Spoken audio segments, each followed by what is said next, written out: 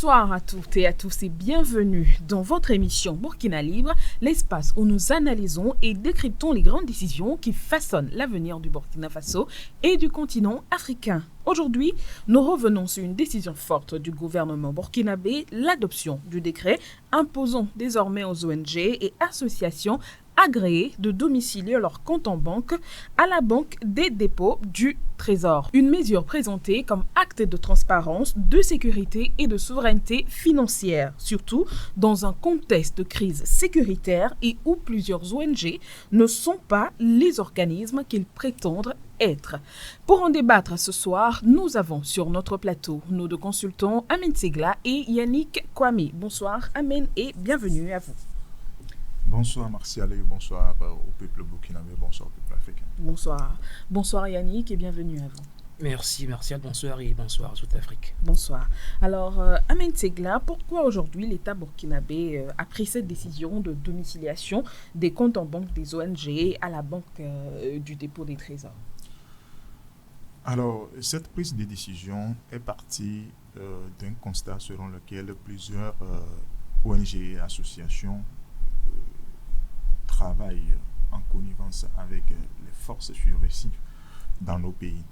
Et nous l'avons dit ici dans plusieurs de nos émissions que l'État doit être vraiment regardant par rapport à tout ce que les ONG et associations mènent comme activité sur nos territoires.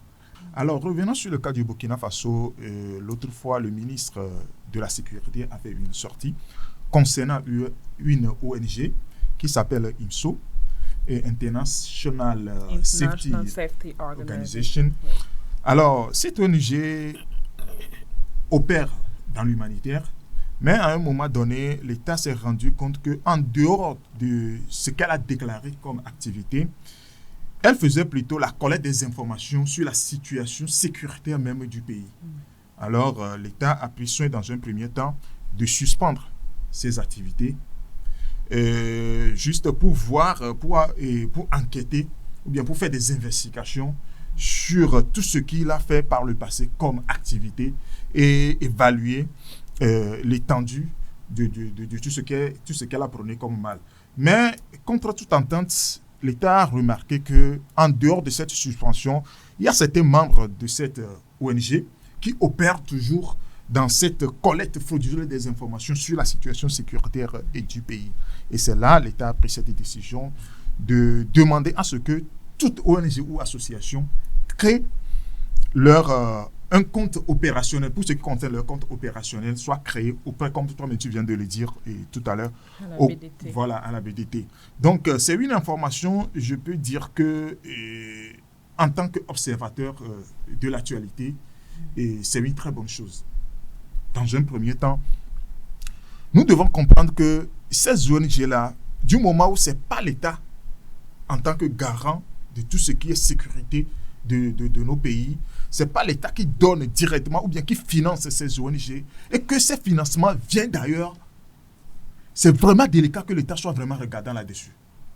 Parce que chaque ONG a un cahier de charges. Du moment où l'État ne sait pas l'argent qui rentre dans son pays et qui est donné aux ONG, ne sait pas à quoi ça va servir. Aujourd'hui, une ONG peut amener peut-être, on a vu ça dans les zones en conflit, hein. Il y a des ONG qui ont reçu des cartons alimentaires, mais ces kits alimentaires ne sont pas destinés à la population civile, mais c'est pour donner aux terroristes. On a vu ça dans beaucoup de pays. Alors, si l'État n'est pas regardant sur le fait que ces ONG-là, ce qu'ils ont déclaré comme activité, soit vraiment exécuté sur le terrain, vraiment l'État sera toujours perdant. Donc, je vais m'arrêter là. D'accord, merci beaucoup Amen pour vos interventions. Yannick, aujourd'hui, pourquoi, selon vous, l'État a pris cette décision de domiciliation des banques des ONG à la BDT? Merci Martial. Alors, il faut savoir que quand un pays comme le Burkina Faso veut s'attaquer à des problèmes cruciaux tels que le terrorisme, l'insécurité, la précarité économique, la corruption, ici, il se hasarde à négliger certains aspects ou bien certains secteurs qu'on peut considérer à tort d'insignifiants, eh bien cela sera problématique pour l'État, voire suicidaire. Et c'est le cas des ONG, les organisations non gouvernementales qui opèrent dans le pays. Alors, très longtemps, les ONG ont toujours eu cette casquette-là d'entités gentilles qui envoient leur personnel dans les pays en besoin et qui apportent de la nourriture, des soins aux populations qui en ont besoin. Et cela leur a valu une bonne réputation. Et cette réputation-là, elle surfe dessus et ils engrangent, ils bénéficient des avantages de différentes natures. Et là, ce n'est pas encore le problème. Mais là où ça constitue un problème, c'est quand certaines puissances commencent, grâce à cette réputation-là dont elles jouissent, commencent à les utiliser comme des leviers, des soft power pour déstabiliser les nations. C'est là où ça pose problème. Quand on parle aujourd'hui du terrorisme, eh bien, le principal carburant pour alimenter le terrorisme, eh bien, c'est l'argent, c'est le fonds. Or, on a remarqué que ces ONG sont des canaux par lesquels les puissances qui veulent déstabiliser les nations passent pour convoyer des fonds. Et c'est là où le capitaine Ibrahim Traoré est en train d'agir pour mettre fin à ça. Vous savez, si le régime précédent, le régime du capitaine Ibrahim Traoré, n'ont pas pu réussir à mettre une fin définitive à cette guerre contre le terrorisme, c'est par rapport à la négligence de cet aspect de la chose-là. Or, on sait que le capitaine Ibrahim Traoré est une personne qui apprend toujours des erreurs de ses prédécesseurs. Et lui ne veut pas faire cette erreur-là. C'est pourquoi il a mis en place cette mesure très efficace qui consiste à obliger les ONG qui veulent travailler sur le sol burkinabé à ouvrir des comptes à la banque des dépôts du Trésor public burkinabé. Et je crois que c'est une mesure vraiment qui va permettre à l'État burkinabé d'exercer une sorte de contrôle positif, d'accord, sur le travail et les travaux d'organisation de ces organisations non gouvernementales. Aujourd'hui, grâce à cette mesure, le Burkina Faso pourra avoir une idée, d'accord, des différents fonds qui entrent et qui sortent. Les différents fonds, que ce soit des dons, que ce soit des dépôts de toutes sortes dont bénéficient ces ONG-là, ils seront quel montant ou bien quel capitaux sort. Ces capitaux sont destinés à financer quoi? Qui reçoit ces capitaux? Donc, ce sont des données que les Burkinabés et que l'État burkinabé aura en temps et en heure. Donc, cela permettra d'avoir une sorte de transparence en ce qui concerne le flux de capitaux. Et cela également permettra de détecter les différents montages financiers qui serviront à financer les activités illicites. Donc, je crois que c'est une mesure qu'il faut saluer. Et le capitaine Ibrahim Traoré s'attelle, d'accord, à endiguer une fois pour de bon la lutte contre le terrorisme. Et cela passe par le contrôle de ces ONG-là que les puissances occidentales peuvent utiliser pour atteindre leurs desseins.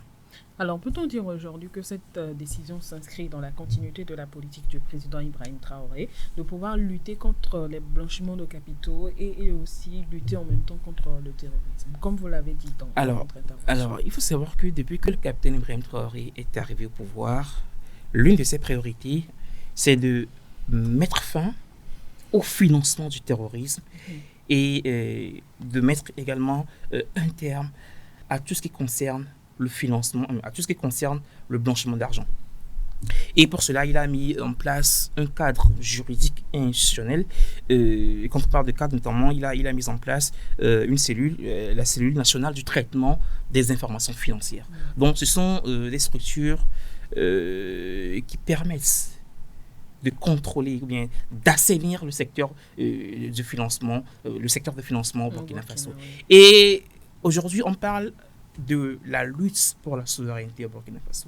Eh bien, un pays souverain, c'est un pays qui ne laisse pas passer ce genre de choses, qui ne laisse pas une porte, ne serait-ce qu'une petite porte ouverte à tout ce qui concerne la corruption, à tout ce qui concerne le blanchiment d'argent, le trafic des fonds et tout ce que vous voulez. Aujourd'hui, nous parlons également au Burkina Faso de la révolution progressiste et populaire du Burkina Faso. Et n'oublions pas que le Burkina Faso a des engagements également vis-à-vis de l'international. Et quand on parle de lutte contre le blanchiment d'argent et la lutte contre le financement du terrorisme, c'est une affaire internationale. Donc, à ce niveau, le Burkina Faso s'attelle à avoir des résultats vraiment efficaces en ce qui concerne cette lutte-là.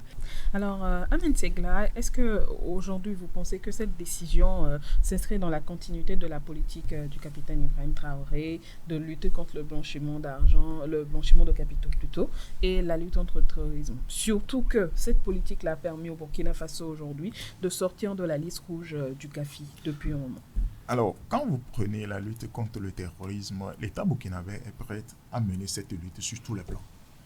C'est-à-dire, si le terrorisme évolue toujours, c'est vrai, il y a sur certains plateaux, vous allez attendre que les armes que les terroristes ont en possession viennent des points, des attaques, des camps militaires et tout ça. Mais c'est faux. On sait comment les armes, les terroristes arrivent à faire entrer et les armes sur les territoires et comment ils arrivent à payer ceux qui tiennent ces armes-là. Donc aujourd'hui, l'État burkinabé a intérêt ou bien l'obligation de contrôler tous les circuits qui alimentent le terrorisme sur son territoire. Du moment où il y a eu des investigations qui ont montré que la plupart des ONG, en dehors de ce qu'ils ont comme cahier de charge, ils font autre chose sur le terrain, l'État a l'obligation de vérifier tout cela. Quand vous prenez des ONG, certains pensent que les ONG sont là pour aider la population ou bien ils sont là pour des œuvres et philanthropiques. Moi, je dis non. Personne n'aide personne. Je l'ai dit dans une de nos émissions ici. Parce que ces ONG-là ont un cahier de charges qui vient des barres de fonds, c'est-à-dire de leurs partenaires. C'est-à-dire quand tu as un partenaire qui est dans le cas des impérialistes, ils vont vous imposer des choses que vous allez faire contre votre... En fait, il y a même des autochtones qui sont dans ces ONG-là. Ce ne sont pas seulement des étrangers. Il y a des autochtones qui font des choses à contre-cœur. Parce qu'un étranger qui arrive dans un pays ne connaît pas le territoire. Il faut un autochtone à ses côtés pour pouvoir le guider sur le terrain. Mais à un moment donné, il va falloir que c'est là même le patriotisme. Parce que quand les gens sont vraiment cultivés par rapport à ça, lorsqu'on va leur imposer, même à coût de millions, ils vont refuser. Parce que c'est la sécurité de leur pays qui est en jeu. Donc l'État a l'obligation, et cette décision est vraiment la bienvenue, parce que si l'État burkinabé veut lutter contre le terrorisme et il n'arrive pas à contrôler tout ce qui est circuit financier au niveau de ces terroristes-là, ce serait vraiment du gâchis en matière de cette lutte-là. Donc, tout ce que le gouvernement burkinabé a pris comme décision ces dernières heures en matière de création de comptes opérationnels des ONG et associations, c'est une décision appréciée. Et pour rebondir à ce que Ahmed vient de dire, il faut savoir que le domaine de la charité, de l'humanitaire, c'est le domaine où beaucoup de milliards sont engrangés. Ouais. C'est un secteur vraiment porteur, un secteur vraiment bénéfique. Et parce qu'à côté de ça, c'est tout un business qui se crée où les gens s'adonnent au pillage des fonds. Quand vous prenez par exemple ces organisations non gouvernementales et à but non lucratif, mais ils reçoivent des financements de la part de leurs partenaires financiers, de leurs partenaires techniques et même du financement venant des États. Et souvent, ces fonds sont détournés carrément ou sont affectés à une autre utilisation que celle prévue. Donc, c'est pour empêcher ces genres de dérives-là que l'État burkinabé a pris cette mesure qui consiste à obliger ces ONG-là à ouvrir un compte dans la banque de dépôt du Trésor burkinabé. Ouais. Mais est-ce que vous pensez que cette décision actuelle prise au cours du Conseil des ministres dernier va vraiment permettre à ce qu'on puisse avoir même mise sur ces dérives-là qui sont faites dans les ONG, surtout dans les blanchiments de capitaux, dans le convoiement des armes par des routes illicites? Alors, Martial, je ne saurais le dire avec exactitude. Mais ce que je sais, c'est que ça va énormément contribuer parce que agir vaut mieux que ne pas agir. Moi, le gouvernement burkinabé est en train de prendre ses responsabilités en mettant en place un cadre à travers lequel ce phénomène peut être endigué. Et je crois que ça va marcher si tous les Burkinabés s'attellent à cela, si les différentes cellules, les différentes organisations mises en place par le capitaine Ibrahim Traoré respectent ou ils travaillent au respect de la vision implémentée par le chef de l'État. Je crois que ça va marcher. D'accord, merci. Alors, Amen, j'aimerais bien votre avis sur le sujet également. Est-ce que vous pensez que cette nouvelle décision va vraiment permettre à surseoir ces dérives-là des ONG, des associations créées? Alors, avant d'arriver même là, il faut un état des lieux au niveau des ONG et des associations. C'est-à-dire, il y a certaines associations... Bon, je vais dire ça de façon globale comme ça. Quand vous prenez l'armée d'un État, un média et les ONG, ce sont des outils que les puissances impérialistes utilisent pour avoir un certain nombre d'influences sur nos pays. Quand vous prenez une armée maintenant, aucun pays occidental ne va déployer son armée pour venir faire une opération d'espionnage dans un pays. Les médias aussi, si un média veut enquêter sur peut-être la situation sécuritaire d'un pays comme le Burkina Faso, je ne pense pas que les autorités burkinabées vont accepter. Mais avec les gilets des ONG, on peut dire que bon, elles sont là, ces ONG, pour aider la population qui sont d'une manière ou d'une autre dans une situation vraiment délicate pour pouvoir leur apporter un certain nombre d'aides. Donc on peut leur ouvrir la porte pour pouvoir mener ces activités-là. Or, ces ONG, ce sont des chevaux de Troie, en fait, qui sont là pour espionner, pour collecter des informations sur la sécurité même du pays, sur comment l'État arrive à contrôler son territoire et tout. Donc, il faut un état des lieux pour évaluer ce que ces ONG-là apportent comme une solution à la situation humanitaire au pays et aussi évaluer ce qu'ils mènent comme activité subversive dans le pays. C'est en ce moment-là, on va voir si... C'est vrai, ce n'est pas toutes les ONG quand même. Mais il y a parmi eux des infiltrés qui arrivent à faire ces opérations subversives-là. Donc, il revient à l'État de mener des investigations pour pouvoir évaluer le niveau de dégâts, pour voir si, en leur demandant l'ouverture d'un compte opérationnel au niveau de la Banque nationale, de la Banque nationale, est-ce que ça peut endiguer un tant soit peu le financement illicite? C'est en ce moment-là qu'on peut voir si la décision prise par les autorités peut apporter leur fruit. Sinon, dans l'ensemble, c'est une très bonne chose. Ok, alors vous l'avez dit, ce ne sont pas toutes les ONG qui sont corrompues aujourd'hui. Est-ce que vous ne pensez pas, est-ce qu'aujourd'hui vous pensez plutôt que cette décision-là va empiéter sur le fonctionnement des ONG dans le pays, surtout que ce n'est pas tous qui sont corrompus?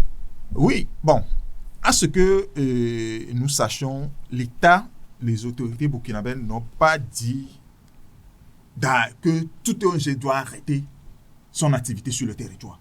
Ils n'ont pas interdit l'activité des ONG sur le territoire burkinabé. Mais il a demandé à ce que les comptes opérationnels, c'est-à-dire le compte sur lequel ces ONG doivent travailler, c'est-à-dire tout ce qui rentre comme fonds, l'État doit être au courant. Et à quoi ces fonds doivent servir. Je ne sais pas si vous voyez. C'est vrai, à un moment donné, c'est vrai, la manière dont ces ONG ont la facilité de disposer de leurs fonds comme ils veulent, désormais, ces fonds seront contrôlés. Ben, si vous posez la question, est-ce que ça va avoir de l'impact sur leur capacité opérationnelle sur le terrain? Non, je ne le pense pas. Je ne le pense pas. Parce que si ces ONG-là sont là pour aider la population à sortir de la situation sécuritaire et que parmi elles, il y a certains qui opèrent dans l'autre camp, mais ça rentre aussi dans leurs avantages, que l'État contrôle tout ce qu'il y a comme fonds.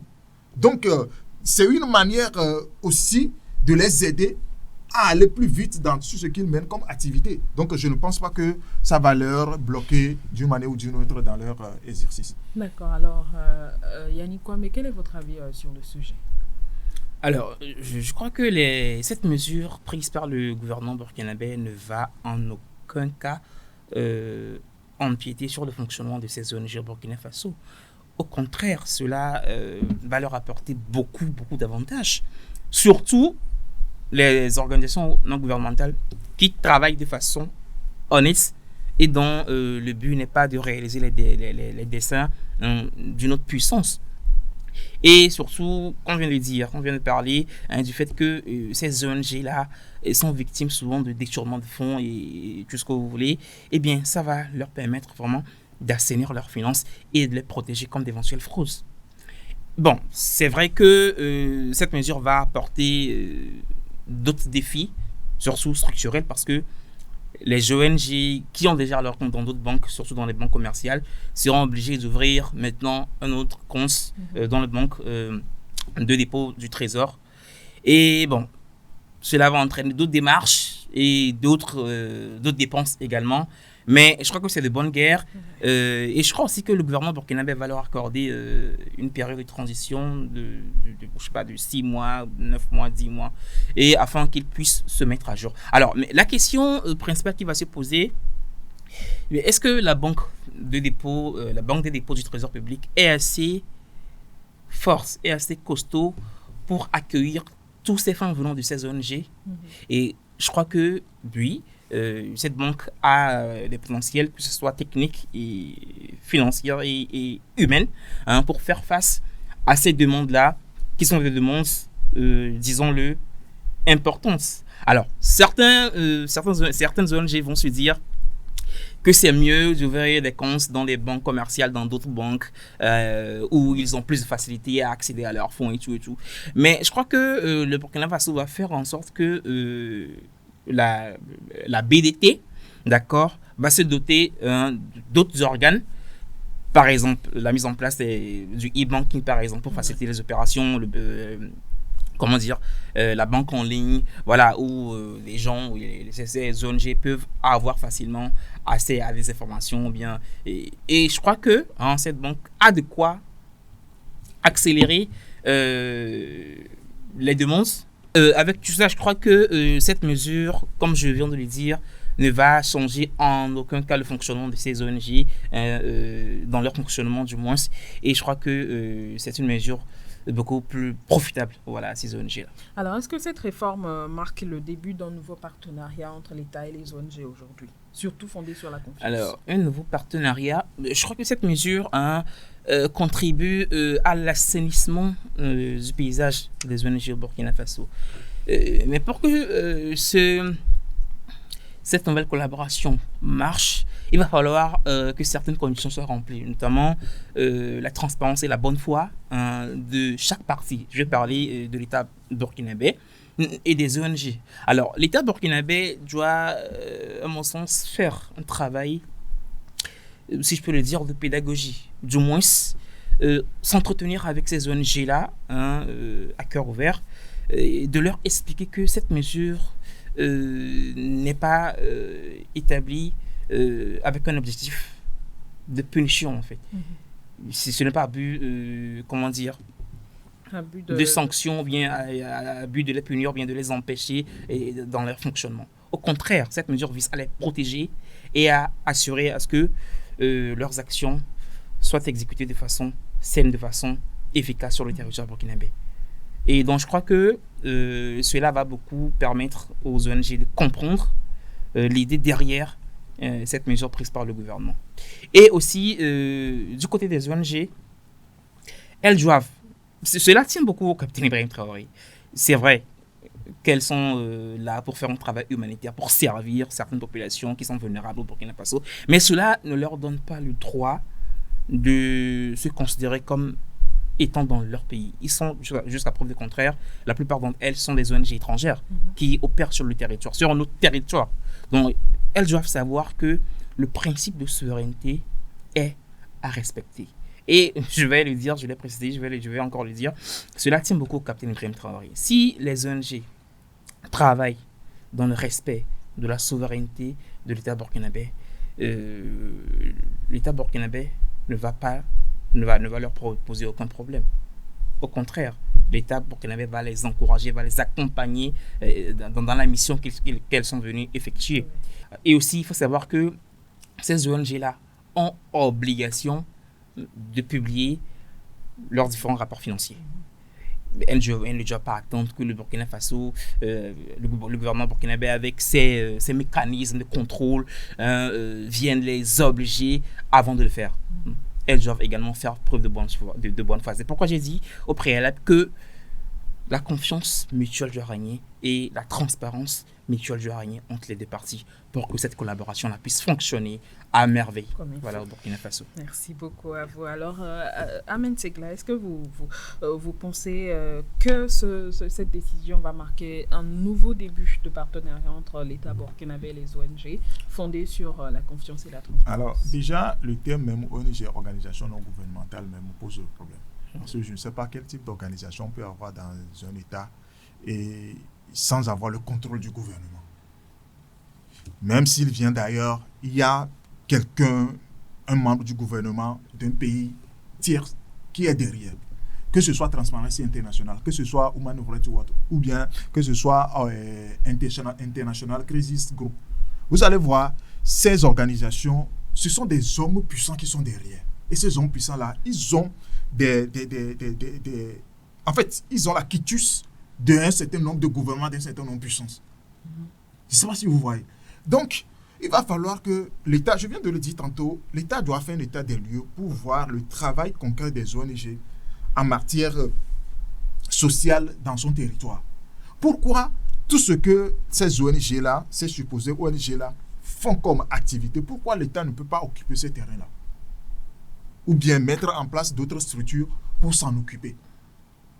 Avec le capitaine Ibrahim Traoré au pouvoir au Burkina Faso, nous avons remarqué que beaucoup de domaines qui par le passé ont été délégués à un certain nombre de ONG ou bien organisations internationales, aujourd'hui l'État arrive à s'en occuper. Mais c'est vrai, toutes les ONG... Mais il faut savoir bien que le travail est colossal. L'État ne peut pas prendre en charge tous les besoins, surtout en ce qui concerne la population, la prise en charge des populations vulnérables. Donc, il va falloir aussi qu'il ait l'aide ou bien cet accompagnement des ONG. Je vais donner un exemple très simple. Quand vous prenez un pays comme la France, un pays comme l'Angleterre, comment ils arrivent à s'en sortir sans l'intervention de ces ONG-là? Un pays...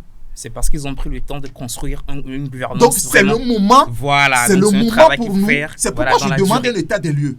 Il va falloir que l'État sait quel rôle jouent exactement ces ONG sur son territoire et comment déjà arriver à anticiper. C'est-à-dire, on ne peut pas accepter ces ONG éternellement sur nos territoires du moment où ces ONG-là ne sont pas là pour nous aider. Ils font... En fait, c'est un business qui est derrière et que les gens arrivent à s'en profiter pour dire que non, on vient pour vous aider, mais il y a autre chose derrière. Donc, il va falloir que l'État arrive à voir quel rôle joue exactement ces ONG. Et pour en arriver, il faut une assise nationale avec ces ONG-là. Comme Yannick vient de le dire tout à l'heure, il faut un rapport d'activité.